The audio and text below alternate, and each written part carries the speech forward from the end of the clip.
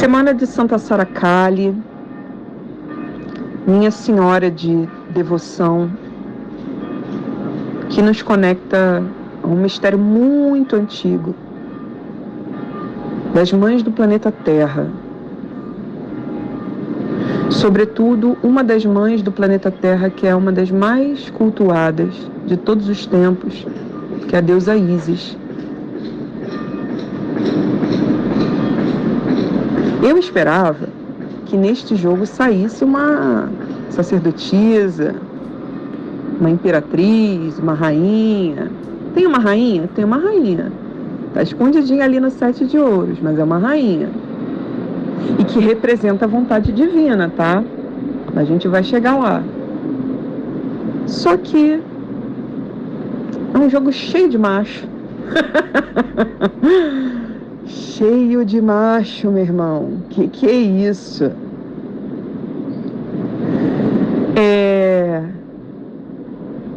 Tem uma coisa muito marcial aqui. Poder de ação, sabe? O nosso poder de ação está sendo convocado. Que a criança em nós está ali no porquê, dizendo que esse poder de ação ele foi todo cagado na nossa educação. A gente não aprendeu a fazer certas coisas direito. A gente não aprendeu a pegar em armas, nas nossas armas. A gente foi levado a duvidar da nossa capacidade. Foi subestimada. Ou teve que cair no mundo muito cedo e não teve a nossa energia disponível para a gente, mas para a sobrevivência nesse mundo cão.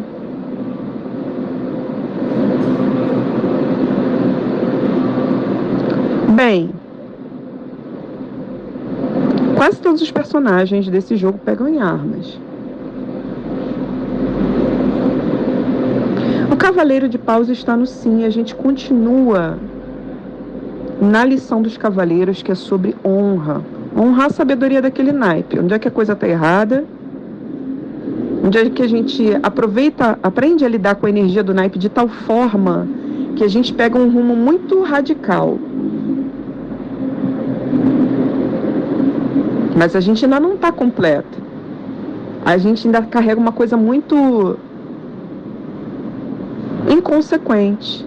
O cavaleiro ensina sobre honra porque todos esses cavaleiros aí, eles têm uma onda que também vai para o lado errado da força. São muito jovens, erram. Mas eles trazem em si uma capacidade de vitória sobre si mesmos que é muito impressionante. É o caso do nosso querido Cavaleiro de Paus, que é o Belerofonte. Tadinho. Ele é muito solitário. Ele aprendeu a vencer a si mesmo muito cedo. Ele é um cara que, garoto, brincando com o irmão, treinando com o irmão, os dois jovenzinhos, guerreiros, ele matou o irmão por acidente. Olha a merda. E aquilo foi tão chocante para a sociedade que o povo começou a cometer bullying contra ele. Ele ficou marcado como o cara que matou o irmão. Esqueceram do nome dele. Começaram a chamar ele de Belerofonte, porque o nome do irmão dele era Belero. Ele é o cara que matou Belero. É isso que significa o nome dele. Isso é terrível. O cara não tem uma identidade. O que acontece para esse garoto? O que sobra para ele? Ele vai ter que enfrentar o mundo, cair no mundo, em busca de si mesmo. E aí a vida perdeu um pouco o sentido para ele. E ele se tornou um cavaleiro inconsequente. Ele mata sem pena. Ele vence qualquer batalha brincando, zoando. Ele é um super foda-se, um cavaleiro de foda-se, o cavaleiro de fogo, muito impetuoso. Ele não tem medo de porra nenhuma. Só resta ele vencer na vida, porque ele tinha para perder, ele já perdeu. É esse espírito do cara. É triste. É triste. Queria um jogo de copas. Mas esse cara vem para ensinar uma coisa pra gente. Ele vem pra gente enxergar dentro da gente uma capacidade de vencer. Largar o foda-se e vencer, sacou? Não problematiza, não bota empecilho, só mete a tua garra naquilo que você quer pra você e vai. Segura na mão de Belerofonte e vai. Tá? Bom,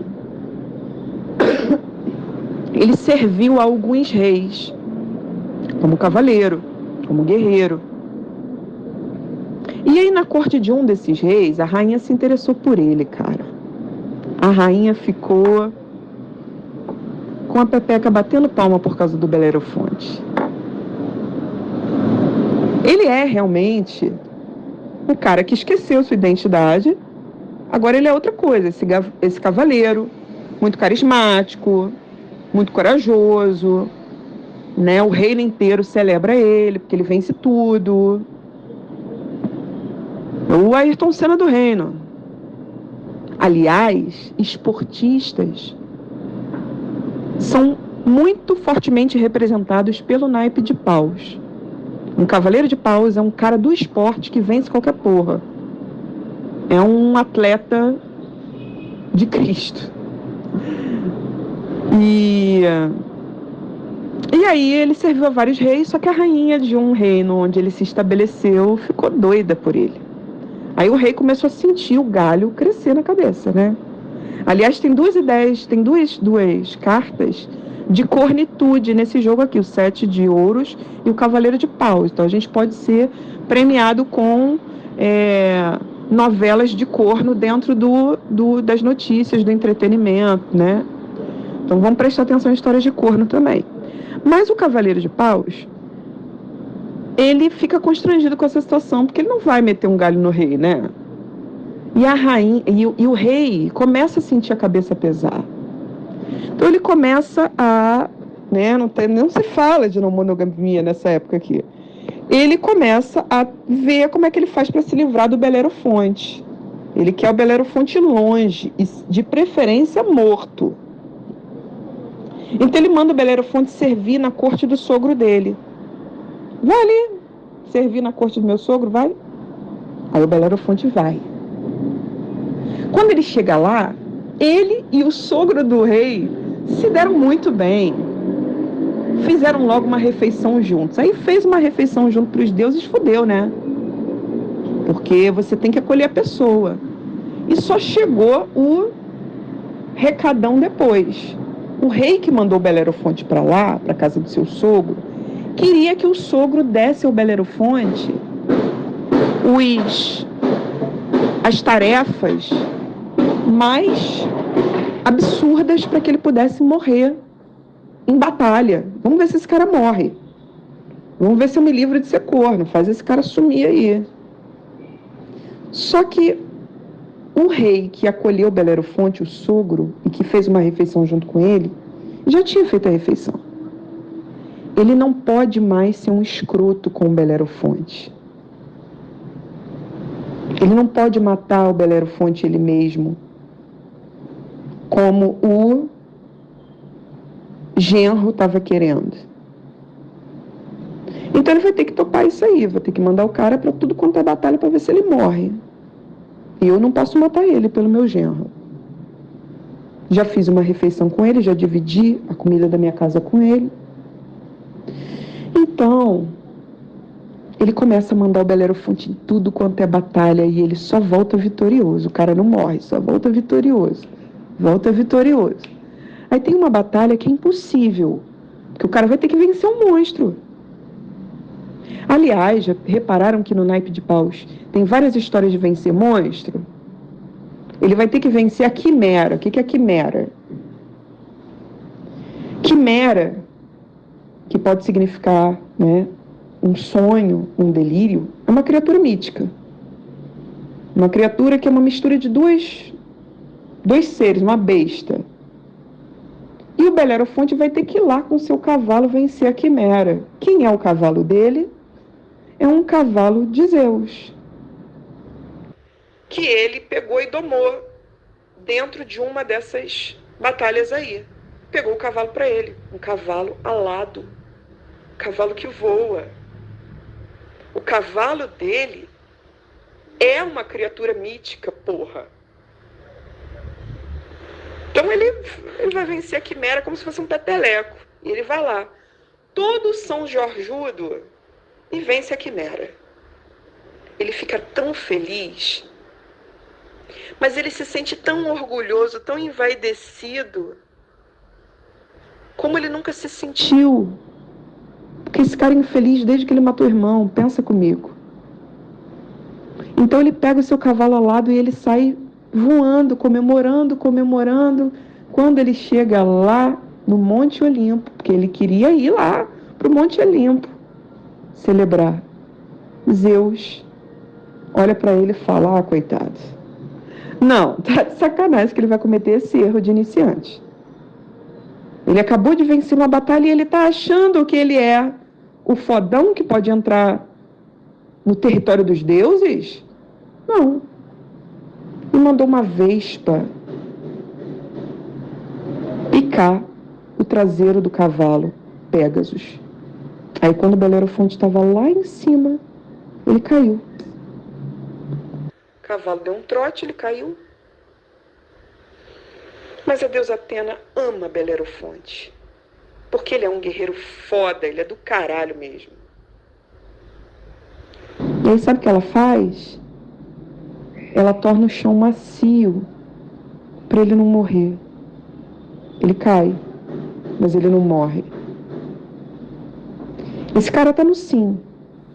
E eu desejo que ele faça você se encontrar com a sua garra, a sua capacidade de trazer a sua vitória. Vai com tudo. Cuidado para não ser inconsequente, né? Mas vai com tudo. Vai na tua meta, vai na tua estratégia, vai na coragem, vai na cara de pau e faz. A gente tem que realizar alguma coisa.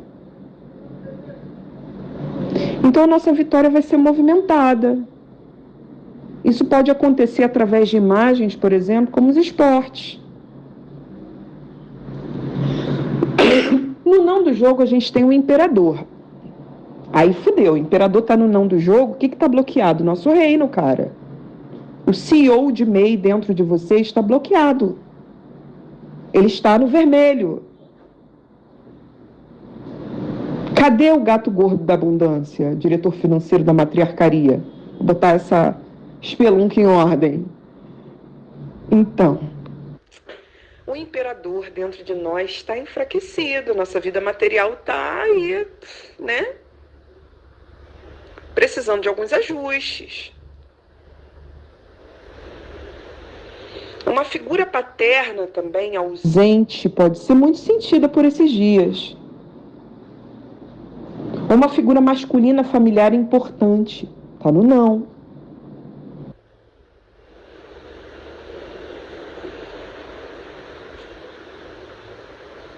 Homens podem ter dificuldade de se conectar com a figura paterna fora ou dentro deles. Vejam como o Belerofonte é um masculino machucado, ressentido, ferido, porque matou um irmão.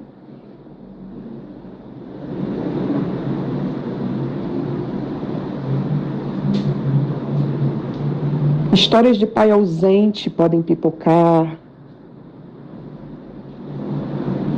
Garotos que se criaram sem pai.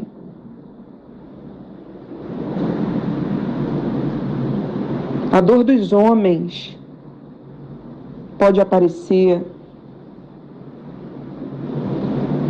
A necessidade sempre de repensar o masculino pode ser pauta. E aí vem... peraí. O imperador no não pode significar morte ou algum baque envolvendo homens de poder. Estadistas, pode ser algum atentado. Vamos ficar atentos, tá? E aí vem... É violência masculina também, porque a gente só tem cartas masculinas aí, principalmente Belerofonte. Violência masculina vai apipocar. A gente vai ver notícias, né, marcantes nesse sentido. Aí vamos esperar ver qual é o desenho da notícia, né, que bata com o jogo, porque toda semana a gente vai lidar com violência masculina nas notícias. Mas no porquê do jogo, a gente tem um garotinho mais pancado da cabeça dos pajens. Ele é o único pajem que já é Deus, ele já nasce Deus. Os outros pajens, eles são semideuses ou figuras míticas ou são divinizados, né? A gente tem esses 4 tons de pajem aí, são bem diferentes nesse sentido. Mas a origem do Zéfiro, Deus dos ventos, pajem de espadas, é divina. Ele é um garotinho, e ele é garoto durante muito tempo. Ele é um Deus dos ventos que é caótico. Tipo, é chumirim. Ele promove, ele se diverte com o poder dos ventos, sabe? Ele tem muito poder, ele não usa o poder dele direito. Ele cria umas situações assim, abusa do poder dele. Foda-se. Zéfiro, quando Eros enxergou Psique pela primeira vez e se apaixonou por ela, Eros voltou para casa sem saber o que fazer. E Zéfiro foi lá e jogou um vento em direção a Psique para ela sair catando cavaco pelos ares e cair desmaiada diante de Eros. Então Zéfiro fez a Psique, através dos ventos, chegar até Eros. Sabe uma coisa que o Zéfiro adorava fazer? Afundar barco. Ele adorava. Ele adorava causar tempestades em alto mar. Ele se divertia com isso. Então, insano esse garoto. Ele é um capitão da areia. Ele vai representar a criança que em nós tem essa fúria, essa rebeldia, mas com razão, né? Tem muitos machucados. Pegar em armas é estar se defendendo.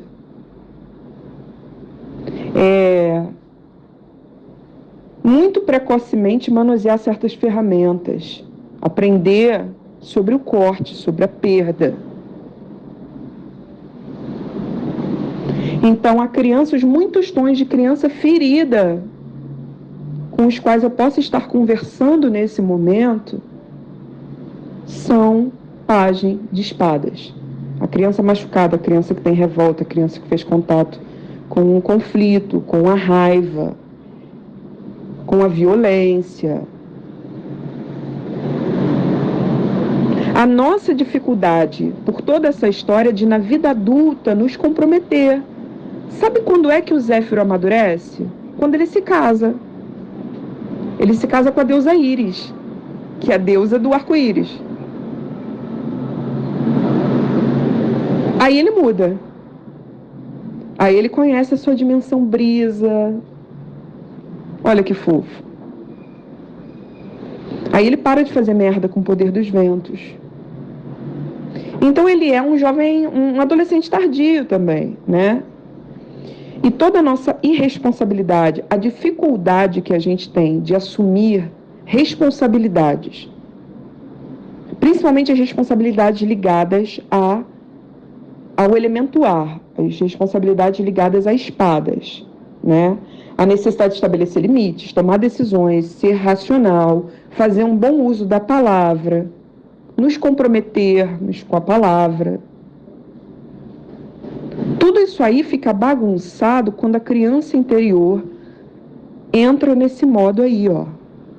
Pajem de espadas.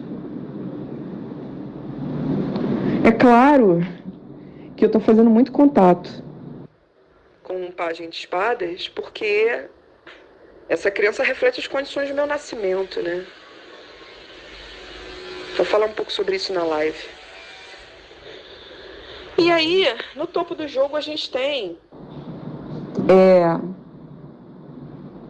o 6 de espadas do lado do 7 de ouros. De um 6 a gente vai para um 7. Olha que legal.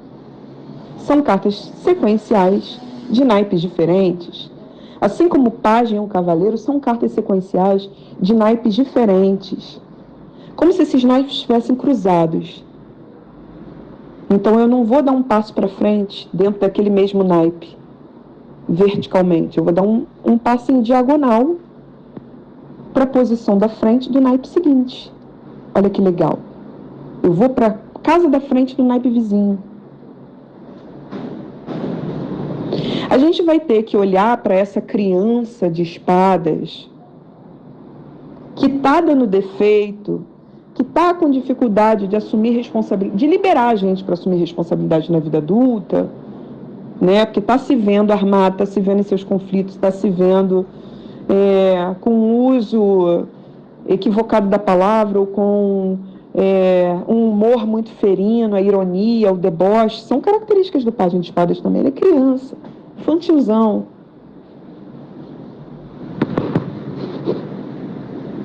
Esse garoto está determinando o jogo, ele está no porquê. Então a gente vai ter que trazer o cavaleiro de paus com toda a sua garra, porque é o garoto que ficou ferido. Ficou ferido? Ficou, lá atrás ele ficou muito ferido, mas na vida adulta ele é competente pra caramba. Ele vence todas as batalhas. É quase como se o jogo dissesse o seguinte: olha só, não usa as suas dores de criança para justificar a sua inércia. Pelo contrário, encontra a tua garra de transformar isso. E eu acho que isso que eu estou entregando aqui para vocês já é o que eu chamo de diamante interpretativo. Eu acho que esse ponto é muito fundamental. Não nos deixar paralisar pelas dores de criança. Nosso reino está afetado. Vamos reunir toda a nossa coragem, vamos transformar a vida? Bom, alguma tranquilidade mental retorna quando a gente consegue colocar o nosso poder de ação em movimento no cavaleiro de paus. E quem fala sobre isso pra gente é o 6 de espadas. O 6 de espadas traz calmaria. A pessoa já sabe quais são os seus desafios, ela já resolveu algumas coisas dentro de si, ela está montando a sua estratégia, ela está elaborando e ela consegue respirar pela primeira vez no meio do conflito. O ar volta para ela. O ar volta a ser calmo dentro dela. Os conflitos estão ali, mas ela está com uma outra atitude diante deles. Isso é o que está acontecendo com o personagem do naipe de espadas. No 6, é o herói Orestes, o cara que recebeu a visita de Apolo. Apolo falou para ele: olha só, você é o primeiro de uma família, que é uma família toda cagada, que está há muitas gerações se fazendo mal, se intoxicando, se destruindo, violentando uns aos outros. Você é o primeiro, né? Você e suas irmãs são os primeiros que não são contaminados por esse veneno. Então você vai ter que romper com esse veneno. Você vai ter que ter essa lucidez de: eu não quero carregar esse veneno comigo. Eu posso tirar ele de mim se eu fui afetado por ele. Ou eu não fui afetado por ele o suficiente, eu posso fazer novas escolhas. Eu posso ir pelo meu caminho. Eu posso trazer uma nova experiência para essa família, uma nova referência, sendo exatamente quem eu sou. É isso que Apolo diz para ele que ele pode ser, e para isso ele vai ter que matar a mãe dele. Ele vai ter que dizer que ele não pertence a essa família. Ele vai ter que dizer que ele muito obrigada, essa herança eu não quero não, que essa herança é nefasta. Eu quero fazer o meu, fazer a minha história. Então Apolo, no 5 de espadas, que não saiu aí, mas saiu, né, nas outras semanas, ele dá essa ordem a Orestes. E Apolo é o Deus Sol, é o Deus da realização, é o Deus que revela o nosso destino e que abençoa nossos dons. Para ele viver a manifestação da individualidade dele, essa glória, essa luz, esse brilho que é o Sol, ele vai ter que matar a mãe dele. Esse é o drama do herói Orestes. Aí no 5 ele recebe essa comunicação, essa mensagem de que ele vai ter que matar a mãe dele por causa disso e disso e disso. Quando ele chega no 6, ele aceitou. Aceita que dói menos? É isso. É o 6 de espadas. A mente dele se acalmou. A merda já está toda posta, é isso aí, os conflitos estão aí. Ele não vai perder para o capitalismo, não.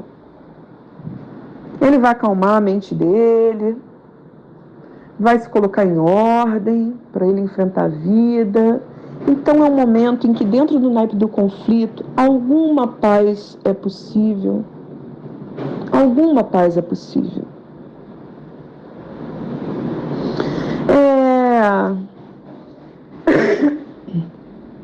Você pode ter o seu momento de descanso essa semana, você pode conseguir o seu momento de descanso.